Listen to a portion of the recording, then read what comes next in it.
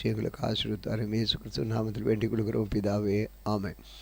அன்பு நேயர்களே, இன்றைக்கு வாசிக்க வேண்டிய வேத பகுதி 1 ராஜாக்களின் புத்தகம் 5ஆம் அதிகாரம். சாலமோனை அவனுடைய பிதாவின் ஸ்தானத்தில் ராஜாவாக அபிஷேகம் பண்ணினார்கள் என்று தீருவின் ராஜாவாகிய ஈராம் கேள்விப்பட்டு தன் ஊழியக்காரரை அவனிடத்தில் அனுப்பினான். ஈரான் தாவீதுக்கு சகல நாட்களும் சிநேகிதனாக இருந்தான். அப்பொழுது சாலமோன் ஈரானிடத்தில் ஆட்களை அனுப்பி, என் தகப்பனாகிய தாவீதின் சத்துருக்களை கர்த்தர் அவருடைய பாதங்களுக்கு கீழ்ப்படுத்தி மளவும் அவர்கள் தம்மை சுற்றிலும் செய்த யுத்தத்தினாலே அவர் தம்முடைய தேவனாகிய கர்த்தருடைய நாமத்திற்கு ஆலயத்தை கட்ட அவருக்கு கூடாதிருந்து என்று நீர் அறிந்திருக்கிறேன். ஆனால் இப்பொழுதோ என் தேவனாகிய கர்த்தர் எங்கும் எனக்கு இளைப்பாறுதலை தந்தார், விரோதியும் இல்லை, இடையூறும் இல்லை. ஆகையால் நான் உன் ஸ்தானத்திலே உன் சிங்காசனத்தில் வைக்கும் உன் குமாரனே என் நாமத்திற்கு ஆலயத்தை கட்டுவான் என்று கர்த்தர் என் தகப்பனாகிய தாவீதிடத்தில் சொன்னபடி என் தேவனாகிய கர்த்தர் நாமத்திற்கு ஆலயத்தை கட்ட வேண்டும் என்று இருக்கிறேன். அதில் லீபனோனில் எனக்காக கேதுரு மரங்களை வெட்ட கட்டளையிடும் சீதோனியரை போல மரவெட்டு வேலை அறிந்தவர்கள் எங்களுக்குள்ளே ஒருவரும் இல்லை என்பது உமக்கு தெரியும். அதற்காக என் வேலைக்காரர் உம்முடைய வேலைக்காரரோடு இருப்பார்கள். அவர் சொல்வதில்லை, உம்முடைய வேலைக்காரரின் சம்பளத்தை உமக்கு கொடுப்பேன் என்று சொல்ல சொன்னார். ஈராம் சாலமோனின் வார்த்தைகளை கேட்டபொழுது மிகவும் சந்தோஷப்பட்டு அந்த ஏராளமான ஜனங்களை ஆளும்படி தாவீதுக்கு ஒரு ஞானமுள்ள குமாரனை கொடுத்து கர்த்தர் என்று ஸ்தோத்திரிக்கப்படுவாராக என்று சொல்லி ஈராம் சாலமோனிடத்தில் மனுஷரை அனுப்பி, நீர் எனக்கு சொல்லி அனுப்பின காரியத்தை நான் கேட்டேன். கேதுரு மரங்களையும் தேவதாரி மர விருட்சங்களையும் காகவும் உம்முடைய விருப்பத்தின்படியே நான் செய்வேன். என் வேலைக்காரர் லீபனோனில் இருந்து அவைகளை இறக்கி கடலிலே கொண்டு வருவார்கள். அங்கே நான் அவைகளை தப்பங்களாக கட்டி நீர் நியமிக்கும் இடத்துக்கு கடல் வழியாய் அனுப்பி அவைகளை அவிழ்த்து ஒப்புவிப்பேன். அங்கே நீர் அவைகளை ஒப்புக்கொண்டு என் ஜனங்களுக்கு ஆகாரம் கொடுத்து என் விருப்பத்தின்படி செய்ய வேண்டும் என்று சொல்ல சொன்னான். அப்படியே ஈராம் சாலமோனுக்கு வேண்டிய மட்டும் கேதுரு மரங்களையும் தேவதாரி விருட்சங்களை கொடுக்க கொண்டு வந்தான். சாலமோன் ஈராமின் அரண்மனைக்கு போஜனத்திற்காக 20,000 கோதுமையும் பிழிந்த கோதுமையும் 20 கல எண்ணெயும் கொடுத்தான். இப்படி சாலமோன் ஈராமுக்கு வருஷந்தரம் கொடுத்து வந்தான். கர்த்தர் சாலமோனுக்கு சொல்லியிருந்தபடி அவனுக்கு ஞானத்தை தந்துள்ளார். ஈராமுக்கும் சாலமோனுக்கும் சமாதானம் உண்டாயிருந்து இருவர் உடன்படிக்கை பண்ணி கொண்டார்கள். ராஜாவாகிய சாலமோன் இஸ்ரவேல் எல்லாரும் ஊழியத்திற்கு 30,000 அமைஞ்சி ஆட்களை பிடித்தான். அவர்கள் ஒவ்வொரு மாதத்துக்கு 10,000 பேரை மாற்றி மாற்றி லீபனோனுக்கு அனுப்பினான். அவர்கள் 1 மாதம் லீபனோன் 2 மாதம் தங்கள் வீடுகளில் இருப்பார்கள். அதோனிராம அந்த அமைஞ்சிய ஆட்களின் மேல் விசாரிப்புக்காரனாக இருந்தான். சாலமோனிடத்தில் சுமை சுமக்கிறவர்கள் 70,000 பேர், மலைகளிலும் மரம் வெட்டுகிறவர்கள் 80,000 பேரும், இவர்களை தவிர வேலையை விசாரித்து வேலையாட்களை கண்காணிக்கிறதற்கு தலைமையான விசாரிப்புக்காரர் 3,300 பேரும் இருந்தார்கள். வெட்டின கல்லால் ஆலயத்துக்கு அஸ்திவாரம் போட்ட பெரிதும் விலையேற பெற்றதுமான கற்களை கொண்டு வர ராஜா கட்டளையிட்டார். ஆலயத்தை கட்ட சாலமோனின் சிற்பாசாரிகளும் ஈராமின் சிற்பாசாரிகளும் கிபிலி ஊராரும் அந்த மரங்களையும் கற்களையும் வெட்டி ஆயத்தப்படுத்தினார்கள். அதிகாரம் 6. இஸ்ரவேல் புத்திரர் எகிப்து தேசத்திலிருந்து புறப்பட்ட 480 வருஷத்திலும் சாலமோன் இஸ்ரவேல் மேல் ராஜாவான 4ஆம் வருஷம் சீப் மாத 2ஆம் மாதத்தில் அவன் கர்த்தரின் ஆலயத்தை கட்டத் தொடங்கினான். சாலமோன் ராஜா கர்த்தருக்கு கட்டின ஆலயம் 60 முழ நீளமும் 20 முழ அகலமும் 30 முழ உயரமாயிருந்தது. ஆலயமாகிய அந்த மாளிகையின் முகப்பிலே அவன் கட்டின மண்டபம் ஆலயத்தின் அகலத்திற்கு சரியாக 20 முழ நீளமும் ஆலயத்திற்கு 20 முழ ஆலயத்துக்கு முன்னே 10 முழ அகலமாயிருந்தது. பார்வைக்கு குறுகி போகிற ஒடுக்கமான ஜன்னல்களை ஆலயத்திற்கு செய்வித்தான். அவன் தேவாலயத்தின் சுவரும் சந்நிதி ஸ்தான சுவருமாகிய ஆலயத்தின் சுவரில் அடுத்ததாய் சுற்றுக்கட்டுகளை கட்டி அவைகளின் அறைகளை சுற்றிலும் உண்டாக்கினார். கீழே இருக்கிற சுற்றுக்கட்டு 5 முழ அகலமும் நடுவே இருக்கிற 6 முழ அகலமும் மூன்றாவதாக இருக்கிறது 7 முழ அகலமாக இருந்தது. அவைகளை ஆலயத்தினுடைய சுவர்களிலே தங்காதபடிக்கு ஆலயத்தை சுற்றிலும் புறம்பே ஒட்டு சுவர்களை கட்டுவிட்டார். ஆலயம் கட்டப்படுகையில் அது பணிதிருந்து கொண்டு வரப்பட்ட கற்களாலே கட்டப்பட்டது. ஆகையால் அது கட்டப்படுகிற சுத்திகள் வச்சிகள் முதலான எந்த இருப்பு ஆயுதங்களின் சத்தமும் அதில் கேட்கப்படவில்லை. நடு அறைகளுக்கு போகிற வாசற்படி ஆலயத்தின் வலது புறத்தில் இருந்தது. சுழற்படிகளில் நடு அறைகளிலிருந்து 3வது அறைகளுக்கும் ஏறுவார்கள். விதமாய் அவர்கள் ஆலயத்தை கட்டி கேதுரு மர உச்சிதங்களாலும் பலகைகளாலும் ஆலயத்தை மச்சுப்பாவினால் முடித்தான். அவன் 5 முழ உயரமான சுற்றுக்கட்டுகள் ஆலயத்தின் மேலெங்கும் கட்டுவித்தான். அவைகளை கேதுரு மரங்களால் ஆலயத்தோடு இணைக்கப்பட்டிருந்து. அப்பொழுது கர்த்தருடைய வார்த்தை சாலமோன் உண்டாயிற்று. அவர், நீ என் கட்டளையின்படி நடந்து என் நீதி நியாயங்களை நிறைவேற்றி என் கற்பனைகள் எல்லாம் நடந்து கொள்ளும்படிக்கு அவைகளை கொண்டால், நீ கட்டுகிற இந்த ஆலயத்தை குறித்து நான் உன் தகப்பனாகிய தாவீதுக்கு சொன்ன என் வார்த்தையை உன்னிடத்தில் நிறைவேற்றி இஸ்ரவேல் புத்திரன் நடுவிலே வாசம் பண்ணி என் ஜனமாகி இஸ்ரவேலை கைவிடாதிருப்பேன் என்றார்.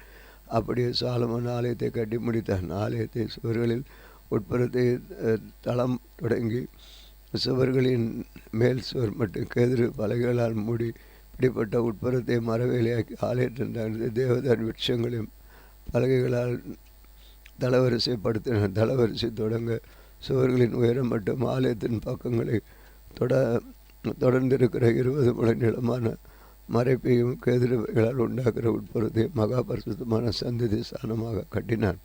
அதன் முன்னில் இருக்கிற தேவாலயமாகிய மாளிகை 40 முழ நீளமாக இருந்தது. ஆலயத்தில் இருக்கிற தேவதார் மரங்கள் மொக்குகளும் மலர்ந்த பூக்களும் சித்திரவேலை இருந்த பார்வைக்கு ஒரு கல்லாகிலும் காணப்படாமல் எல்லாம் கேதுரு மரமாக இருந்தது. கர்த்தருடைய உடன்படிக்கை பெட்டியை வைக்கிறதுக்கு ஆலயத்துக்குள்ளே சந்ததி ஸ்தானத்தில் ஆயத்தப்படுத்தினான். சந்ததி ஸ்தானம் முன்புறம் மட்டும் 20 முழ நீளமும் 20 முழ அகலமும் 20 முழ உயரமாய்ந்து அதை பசும்பொன் தகட்டால் மூடினான். கேதுரு மர பலிபிடத்தை அப்படியே மூடினான். ஆலயத்தின் உட்புறத்தை சாலமோன் பசும்பொன் தகட்டால் மூடி சந்நிதி ஸ்தானத்தின் மறைப்புக்கும் போன சங்கிலிகளை குறுக்கே போட்டு அதை பொன் தகட்டால் மூடினான். இப்படி ஆலயம் முழுவதும் கட்டித்தீரும் மட்டும் அதன் ஆலயம் முழுவதையும் பொன்தகட்டால் மூடி சந்நிதி ஸ்தானத்திற்கு முன்பாக இருக்கிற பலிபிடத்தை முழுவதும் பொன்தகட்டால் மூடினான். சந்நிதி ஸ்தானத்திலே ஒலிவ மரங்கள் 2 கேருபீன்களை செய்து வைத்தார்கள். ஒவ்வொன்றும் 10 முழ உயரமாக இருந்த கேருபீனுக்கு இருக்கிற ஒரு சட்டை 5 முழமும் கேருபீன்களின் மற்ற சட்டை 5 முழமும். இப்படி ஒரு சட்டையின் கடைசி மட்டும் மற்ற சட்டைக்கு கடைசி மட்டும் 10 முழமாக இருந்தது. மற்ற கேருபீனும் 10 முழமாக இருந்தது. 2 கேருபீன்களும் ஒரே அளவும் ஒரே திட்டமாக இருந்தது. ஒரு கேருபீன் 10 முழ உயரமாக இருந்தது. மற்ற கேருபீன்கள் அப்படி இருந்தது. அந்த கேருபீன்களை உள்ள ஆலயத்திலே வைத்தான். கேருபீன்களின் சட்டைகள் விரித்திருந்தால் ஒரு கேருபீன் சட்டை ஒரு பக்கத்து சுவரிலும் மற்ற கேருபீன் சட்டை பக்கத்து சுவரிலும் தொடத்தக்கதாக இருந்தது. ஆலயத்தின் நடுமையத்தில் அவைகளின் சட்டைகள் ஒன்றோடொன்று தொடத்தக்கதாக இருந்தது. அந்த கேருபீன்களை பொன்தகட்டால் மூடினான். ஆலயத்தின் சுவர்களை எல்லாம் அவன் சுற்றிலும் உள்ளும் புறம்புமாக கேருபீன்களும் பேருந்துகளும் மலர்ந்த பூக்களும் நட்சத்திரங்களும் கொத்து வேலைகளும் ஆக்கினான். உள்ளும் புறம்புமாக இருக்கிற ஆலயத்திலே தளவரிசையும் பொன்தகட்டால் மூடினான். அந்த சன்னிதானத்தின் வாசலுக்கு ஒலிவ மரங்கள் 2 கதவுகளை செய்தான். மேல் கட்டும் இலைகளும் மரப்பின் அளவுக்கு 1/5 பங்கு இருந்தது. ஒலிவ மரமான அந்த 2 கதவுகள் அவன் கேருபீன்களுக்கு பேருந்துகளும் மலர்ந்த பூக்களும் நட்சத்திரங்களை செய்து அந்த கேருபீன்களிலும் பேருந்துகளிலும் பொன் பதியத்தக்க பொன்தகட்டால் மூடினான். இப்படி தேவாலயத்தின் வாசலுக்கும் ஒலிவ மர நிலைகளுக்கும் செய்தான். அது சுவர் அளவில் 4 பங்காக இருந்தது. அதன் 2 கதவுகளும் தேவதாரி பலகைகளால் செய்யும்படிக்கு இருந்தது. ஒரு கதவுக்கு 2 மடிப்பு பலகைகளும் மற்ற கதவுக்கு 2 மடிப்பு பலகைகளும் இருந்தது. அவைகளுக்கு கேருபீன்களும் பேருந்துகளும் அலர்ந்த பூக்களுமான சித்திர வேலையை செய்து சித்திரங்களுக்கு சரியாக செய்யப்பட்ட பொன்தகட்டால் அவைகளை மூடினான். அவன் உட்பிரகாரத்தை 3 வரிசை வெட்டி கற்களாலும் ஒரு வரிசைக்கு எதிர பலகைகளால் கட்டினான். 4ஆம் வருஷம் சீப் மாதத்தில் கர்த்தருடைய ஆலயத்துக்கு அஸ்திவாரம் போட்டு 11ஆம் வருஷம் போல் என்னும் 8ஆம் மாதத்திலே அந்த ஆலயம் முழுவதும் சகல சட்டத்தின்படி ஒரு பங்கும் குறையாமல் கட்டி தீர்த்தது. அதை கட்டி முடிக்க 7 வருஷம் சென்றது. அதிகாரம் 7. சாலமோன் தன் அரண்மனை முழுவதையும் கட்டி முடிக்க 13 வருஷம் சென்றது. அவன் லீபனோன் வனம் என்னும் மாளிகையும் கட்டினான். அது 100 முழ நீளமும் 50 முழ அகலமும் 30 முழ உயரமாக இருந்தது. அதை கேதுரு மர உத்திரங்களால் பாவப்பட்டு கேதுரு மரங்களின் 4 வரிசைகளின் மேலும் கட்டினான். ஒவ்வொரு வரிசைக்கு 15 தூண்களாக 45 தூண்களின் மேல் வைக்கப்பட்ட உத்திரங்களின் மேல் கேதுருக்களால் மச்சுப்பாவி இருந்தது. 3 வரிசை ஜனங்கள் இருந்தது. 3 வரிசையிலும் ஜன்னல்கள் ஒன்றுக்கொன்று எதிராயிருந்தது. ஜன்னல்களின் வாசல்களும் சட்டங்களும் எல்லாம் சதுரமாயிருந்தன. 3 வரிசைகளும் ஜன்னல் ஒன்றுக்கொன்று எதிராயிருந்தது. 50 முழம் நீளமும் 30 முழ அகலமுமான மண்டபத்தையும் தூண்களையும் நிறுத்த கட்டினான். அந்த மண்டபமும் அதன் தூண்களும் உத்திரங்களும் மாளிகையின் தூண்களும் உத்திரங்களும் எதிராயிருந்தது. தான் இருந்த நியாயம் தீர்க்கிற இதற்கு நியாயசனம் போட்டிருக்கும் ஒரு நியாய விசாரணை மண்டபத்தையும் கட்டி அதன் ஒரு பக்கம் துவைக்கு மறுபக்கம் மட்டும் எதிர் பலகைகளால் தளவரிசைப்படுத்தினான். அவன் வாசம் பண்ண அவனுடைய அரண்மனை மண்டபத்துக்குள்ளே அநேக மாறிய செய்யப்பட்ட வேறொரு மண்டபம் இருந்தது. சாலமோன் விவாகம் பண்ண பார்வன் குமார்த்திக்கும் அந்த மண்டபத்துக்கு ஒரு மாளிகையை கட்டுவிட்டான். இவைகளெல்லாம் உள்ளும் புறம்பும் அஸ்திவாரம் முதல் திறனைகள் மட்டும் வெளியே இருக்கும் பெரிய முட்டம் வரைக்கும் அளவுபடி வெட்டி வாளால் அறுக்கப்பட்ட வெளியேறப்பட்ட கற்களால் செய்யப்பட்டது. அஸ்திவாரம் 10 முழ கற்களும் 8 முழ கற்களுக்குமாய் வெளியேறப்பட்ட பெரிய கற்களாக இருந்தது. அதன் மேல் உயர அளவுபடி பணிப்படுத்தின வெளியேறப்பட்ட கற்களும் கேதுரு மரங்களும் வைக்கப்பட்டிருந்தது. பெரிய முற்றத்திற்கு சுற்றிலும் 3 வரிசை கேதுரு உத்திரிகளாலும் ஒரு வரிசை பணிப்படுத்தின கற்களாலும் செய்யப்பட்டிருந்தது. கர்த்தருடைய ஆலயத்தின் முற்றாரத்திற்கும் அதன் முன்பண்டத்திற்கும் அப்படியே செய்யப்பட்டிருந்தது. ராஜாவாகிய சாலமோன் ஈராம் என்னும் ஒருவனை தீருவிலிருந்து அழைப்பித்தான். இவன் நப்தலி கோத்திரத்தாளாகி ஒரு கைம்பெண்ணின் மகாய் இவன் தகப்பன் தீரு நகரத்தான கண்ணான். இவன் சகலவித வெண்கல வேலையும் செய்யத்தக்க யுக்தியும் புத்தியும் அறிவும் உள்ளவனாக இருந்தான். இவன் ராஜாவாகிய சாலமோனிடத்தில் வந்து அவன் வேலையெல்லாம் செய்தான். 2 வெண்கல தூண்களை உண்டாக்கினான். ஒவ்வொரு தூண் 18 முழ உயரமும் ஒவ்வொரு தூணின் சுற்றுப்புற 12 முழ நூலளவுமாயிருந்தது. அந்த தூண்குடைய தலைப்பில் வைக்க வெண்கலத்தால் வார்ப்பிக்கப்பட்ட 2 கும்பங்களை உண்டாக்கினார். ஒவ்வொரு கும்பமும் 100 முழ உயரமாயிருந்தது. தூண்குடைய முலையின் மேல் உள்ள கும்பங்களும் வலை போன்ற பின்னல்களும் சங்கிலி போன்ற தொங்கல்களும் ஒவ்வொரு கும்பத்திற்கும் எவ்வேளாக இருந்தது. தூண்களை பண்ணின விதமாவது தலைப்பின் மேலுள்ள கும்பங்களை மூடும்படிக்கு கும்பங்கள் ஒவ்வொன்றுக்கும் பின்னலின் மேல் சுற்றிலும் 2 வரிசை மாதளம் பழங்களை செய்வித்தான். மண்டபத்தின் முன்னிருக்கும் அந்த தூண்களுடைய தலைப்பின் மேல் உள்ள கும்பங்கள் லீலி புஷ்பங்கள் வேலையும் 4 முழ உயரமாக இந்த 2 தூண்களின் மேல் உள்ள கும்பங்களிலே செய்யப்பட்ட பின்னலுக்கு அருகே இருந்த இடத்தில் விம்பிய 200 மாதுளம்பழங்கள் வரிசைகள் சுற்றிலும் இருந்தது. மற்ற கும்பத்திலும் அப்படியே இருந்தது. அந்த தூண்களை தேவாலய வாசல் மண்டபத்தில் நிறுத்தினான். அவன் வலதுபுறத்தில் நிறுத்தின அவனுக்கு பாடு என்றும் யாகின் என்றும் இடதுபுறத்தில் நிறுத்தின தூணுக்கு போவாஸ் என்றும் பெயரிட்டான். தூண்களுடைய சிகரத்தில் லீலி புஷ்ப வேலை செய்யப்பட்டிருந்தது. இவ்விதமாக தூண்களின் வேலை முடிந்தது. வெண்கல கடல் என்னும் தொட்டியையும் வார்ப்பித்தான்.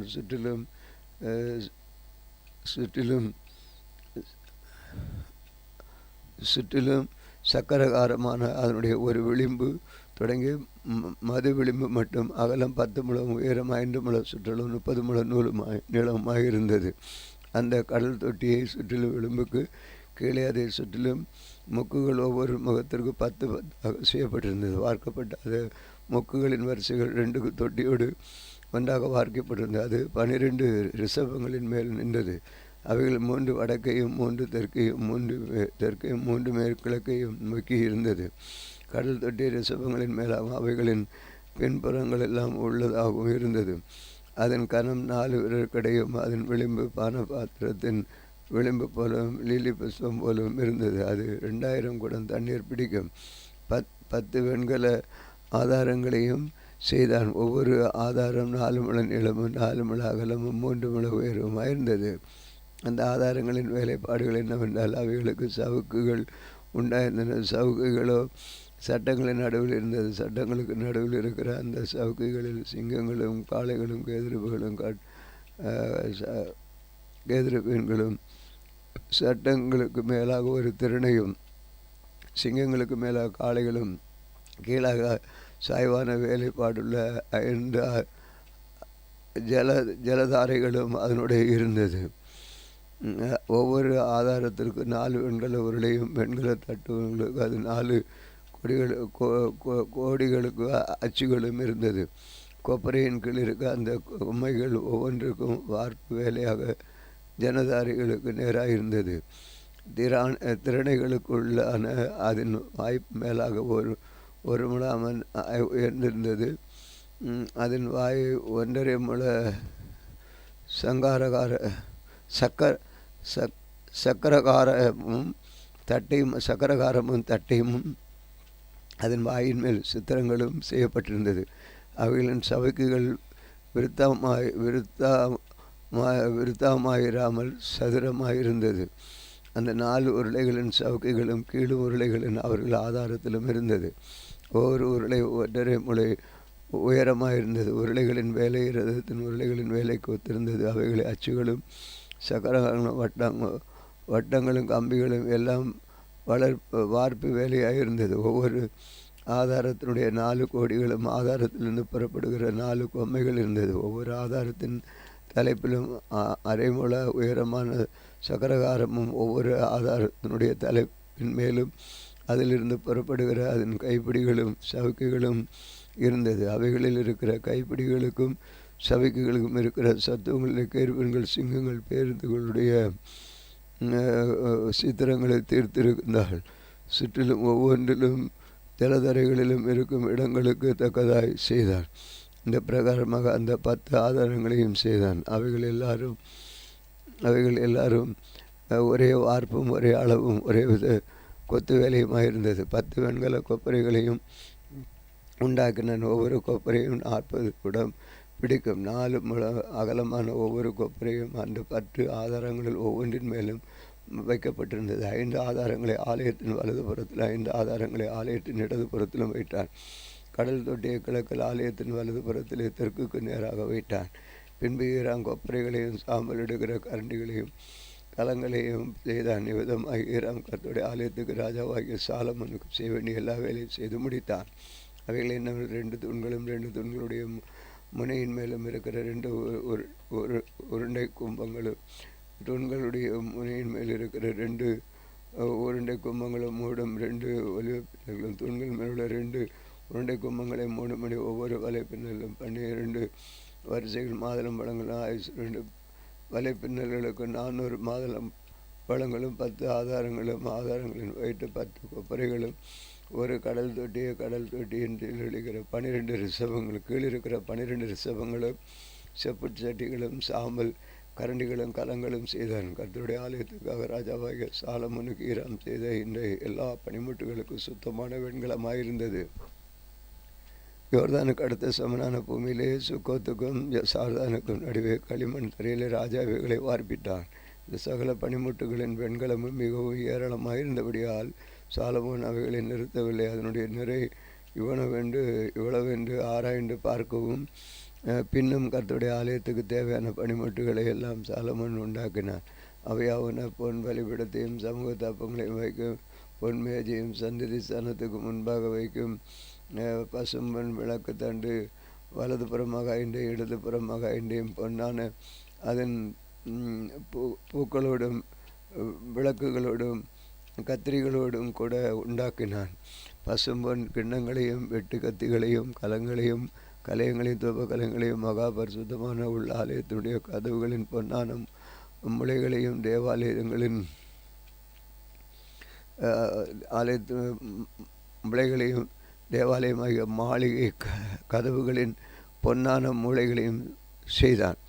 விதமாய் ராஜாவாகிய சாலமோன் கர்த்தருடைய ஆலயத்துக்காக செய்த வேலைகள் எல்லாம் முடிந்து அப்பொழுது சாலமோன் தன் தகப்பனாகிய தாவீது பரிசுத்தம் பண்ணும்படி நேர்ந்து கொண்ட வெள்ளியையும் பொன்னையும் பனிமுட்டுகளையும் கொண்டு வந்து கர்த்தருடைய ஆலயத்தின் பொக்கிஷங்களில் வைத்தான். ஆம், வாசிக்க வேண்டிய வாசித்து ஜெபிப்போம். அன்பின் ஆண்டவரே, இந்த வேத பகுதியை வாசிக்க கொடுத்த கிருபைகளுக்காக ஸ்தோத்திரம். உம்முடைய நாமம் மைப்பட்டும் இயேசு கிறிஸ்து நாமத்தை கேட்கிறோம் பிதாவே, ஆமேன். இந்த நாளில் எங்களுக்கு விரோதமாய் கிரியை செய்கிற சகல அந்தகார வல்லமையின் ஆவிகளை நான் சொன்ன இயேசு கிறிஸ்து நாமத்தில் கடிந்து கட்டுகிறோம். ஆமேன், ஆமேன்.